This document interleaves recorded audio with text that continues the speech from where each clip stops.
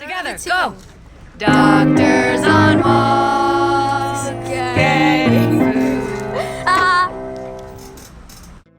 I'm Ruchi Kaul. I'm board certified in family medicine. And yes, after a number of other trials of other things, I opened a DPC practice about 3 years ago, and we're going strong. Wonderful. And I actually know Ruchi because of a local group that we're a part of, right? Yeah. Physicians are social, believe it or not. There's a group that meets in various places, but often in the Ridgewood area. Whenever I talk about it with people who are not physicians, I'm always like, it's really hard to make mom friends. It's hard to make friends with people that you click with, that you get along with. And, there's a lot of stories of doctors who are moms who are like, it's hard for me to make friends with other moms. And somehow, when a bunch of us doctors who are moms get together, we click, and we click pretty quick. Why do you think that we click with each other? I have my own. One of the things I had said to this woman who's a yoga teacher, I was like, nobody really wants to be friends with us. And she was like, that's not true. I would totally want to be friends with people who are doctors. But do they really? They don't. Yeah. They don't. Why? And, maybe it's our personalities, and maybe there's something that we know when a doctor is in front of us, we know what they went through, the work that they did, the training that they did. And I was like, but it's not just that, because every person is different.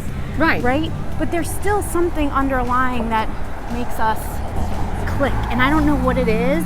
Maybe that's just a different kind of openness. Also, I'm thinking of episode 2 where Dr. Yael Wapinski, a pediatrician, talked about the expectations of non-physicians when they befriend us, almost like, right? No, in many ways. First of all, because they think that because we're physicians, because she's a physician, she's like an amazing mom, and she's like, that doesn't make me an amazing and you're mom. Like, oh my God, get your clothes on right now because we're late to school.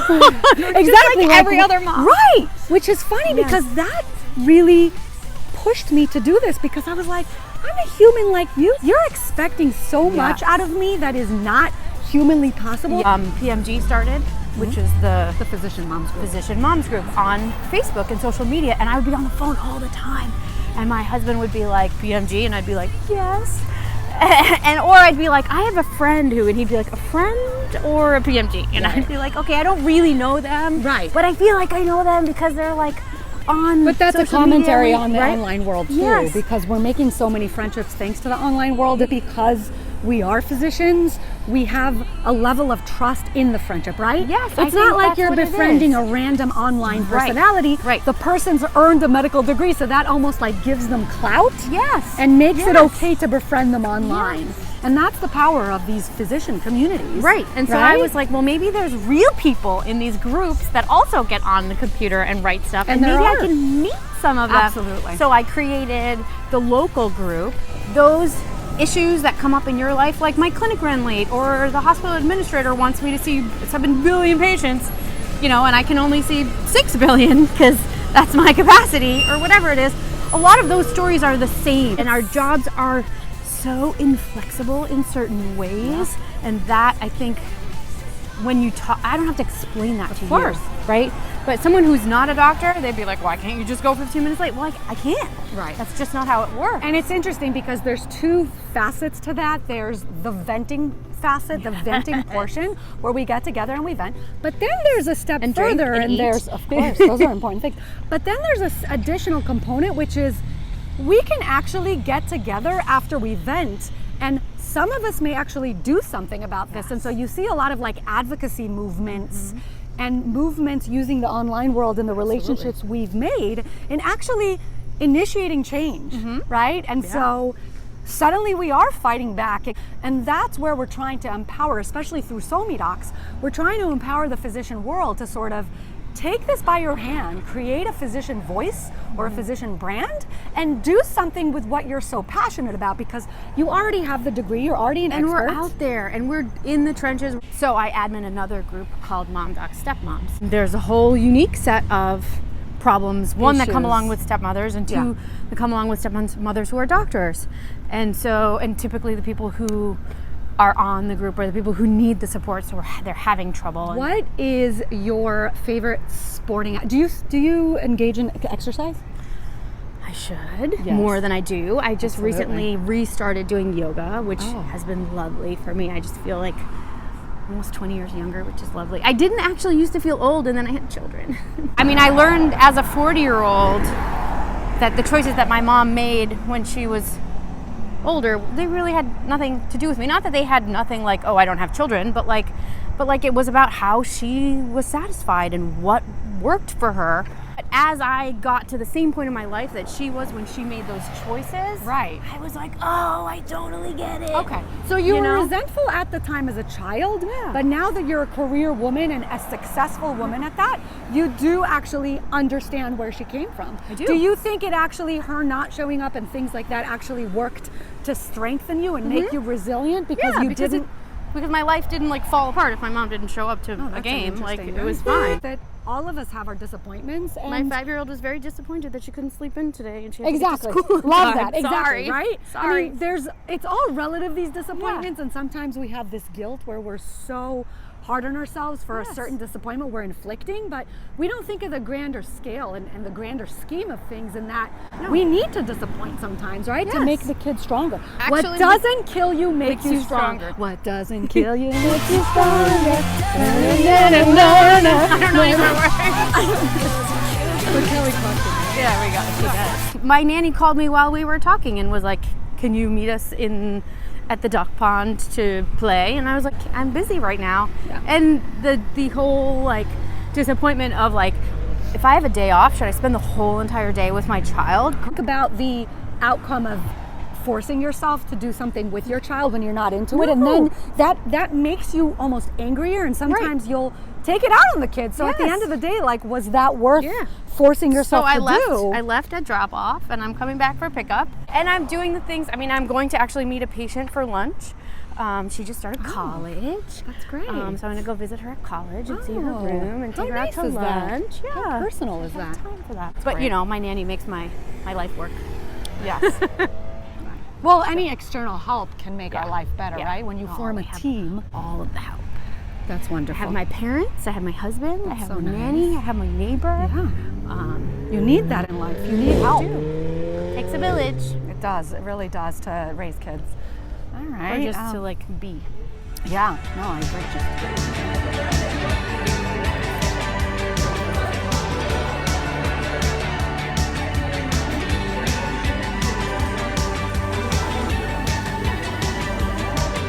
So I've lived in New York. Actually, I was born in Buffalo, and then we moved to Chicago, and then we moved to Westchester, and then I went to college in New Hampshire, and I worked in India for a year. Oh, wow. I was like, where did I go? Then I came back to Westchester, and I worked in Rockland. Then I went to medical school in Cleveland. I did half my residency in Indiana. I came back to New York. The first thing I did, actually, in my divorce process was to change my name back. I brought my papers to Social Security office. I hadn't changed my name on my passport. So I went to the Social Security office and I had my passport and I had my birth certificate. And I said, I want to change my name back to my maiden name. And she was like, well, you can't do that. And I said, why not? And she said, you need a birth certificate and a form of ID that has that name on it. And I was like, I have them here. And she was like, well, your birth certificate has to be from the United States. And but she was looking at it. And I said, it is. It's from New York. And she was like, oh, well, then we can change your name. And I was like, yes, we can. Do you think there was like implicit bias Oh, there? of course. And so she changed my name back. And But what happens if you're not born in the States? she was just, I feel like I experience that in all kinds of places nowadays. I mean, I think people just in general sometimes can abuse their positions and you fall anybody can, victim, right? Anybody right, can. including physicians. definitely physicians. Which is interesting because it's such a great segue to hearing about a little bit about what you're doing because, I mean, you're doing DPC. I have the time to focus on patients. And the other thing that I think is super awesome is that I answer the phone. And Oh, wow, that's a new thing. Or it's Tell not. us about that because I don't I think mean, the audience most knows. people who start DPC don't have staff. Wow. So who's going to answer the phone? We are, right? Somebody texted me the other night and said, hi, I cut my hand with a serrated knife while cooking. I'm washing it, hydrogen peroxide, triple antibiotic, ointment, Band-Aid. It wasn't crazy, but definitely bled. Can I use my daughter's new Paracin cream on it? It's interesting to learn about that boundary, right? Like, your patient texts you at like 9 p.m. and says like, which prenatal vitamin should I pick? Like, do you text them back at 9 p.m. or do you wait for business hours? Is that That's an interesting appropriate? question. Like, Only you really know as a trained physician Right. what's urgent and what's not. I mean, when I was dealing with a call center, the people who answer, understandably, they're Right. not trained clinically, No. so they didn't know. And so sometimes chest pains would not be triaged appropriately, and then it's like, that's Then I have not chest okay, pain. right? And then you get chest pain. we have a Facebook group called Bridgewood Moms and Dads, and somebody posted on there like, hey, La Bella Pizza's open. Packed. Wow. And this woman was like, who was at the counter, she was like, thank you so much for supporting. And I said, we wouldn't have known that you guys were open. There was no like, we're open. I mean, We spoke about that actually with the episode that featured Dr. Louis Profeta, who's an ER physician from Indiana. He takes the approach on physician reviews that we should ignore them because physician recommendation comes through word of mouth. And my husband during the dinner had brought up Facebook groups being like one of the really common ways nowadays. Word of mouth. Right. Yeah. I'm kind of struggling with that currently, right? So I have a guy who just made my webpage, and he's always like, get your patients to put like your reviews That's online. interesting. And I'm like, nobody looks at these. He's like, everybody looks Everybody at them. looks We at look them. at them. Yes. It was Well, super cute, but it's actually, true. and it's a testament to the power of social media. What an efficient much better. system. And I love that we're getting rid of the layers. And whenever I say layers, and like this is Layers part of of me loving pop culture, bullshit. right? But I always think of the donkey from Shrek. Oh, you leave them out in the sun, they get all brown, start sprouting little white hairs. No! Layers! Onions have layers. Ogres have layers. Onions have layers? You get it. We both have layers. I sort of think of this process like an onion with layers of getting to the doctor, where you have to peel every bit until you actually get to like the real crux of everything, and that's the doctor, the person you actually want to be in touch with. And how can we as a healthcare system change this and get patient to doctor care? And that's, I think, a lot of what the DPC movement's trying to do. It's bringing us back to the old way, right? Wonderful. So what I usually describe to people is, once upon a time, we lived in a town, there was a doctor in town. You could go knock on the doctor's door and be like, hey, I cut my hand, or like, hey, my nose is running, and they would say, come on in. Yes. And you give better care. It absolutely makes you a better But I love the way that you said that it was like the old time, because it's almost like we're taking us back to a fairy tale land. Not in that there's anything imaginary. Or just the 1950s and 60s. No, but in a fairy tale in a good way, like the happiness of fairy tales. Well, absolutely. The fact, right? And people literally walk into the office and they're like, you're joking, right? And we're like, no, we're not joking. And they're like, I just sat here for an hour and a half and there's nobody in your waiting room. And we're like, no, because this is how much time we allotted for you. What would you say is your favorite movie? Oh my gosh. I know, right? The Faves. Goonies. I'm sorry.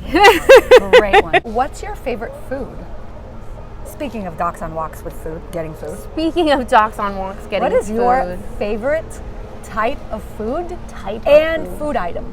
Indian street food? I would have to say Oh, I chaat. love that. Oh, I love chaat. Yeah, and Yum. there's a place in Waldwick that makes samosa chaat. So they have chaat and then they cut up samosas and they put it in there. It's amazing. I love chaat. And the funny thing is, from my understanding, that chaat is, because it's a street food, it's very affordable. Yeah. So my husband and I always laugh when we go to an Indian place and it's like $1 gazillion because Yes. they mark it up based on like where. Well, it also is marked up based on how clean it is, I have to say. interesting. Right? When we were little, we would be like, oh, let's get chaat. And the first time I actually watched the guy, the guy's got his shirt. with the hand. They grab it, right? Their hands like this. They grab it. They dunk it in one sauce. They dunk it in the next sauce. And I was like, I don't know if I can eat that. And I had been eating it for years, but never watched the guy make it. And my uncle was like, that's why it tastes so good, because all the juice is on his arm. And I was like, I don't think I can handle it. Right. But you have to have the immunity. Otherwise, Right. yes, it is. I love when I get things right.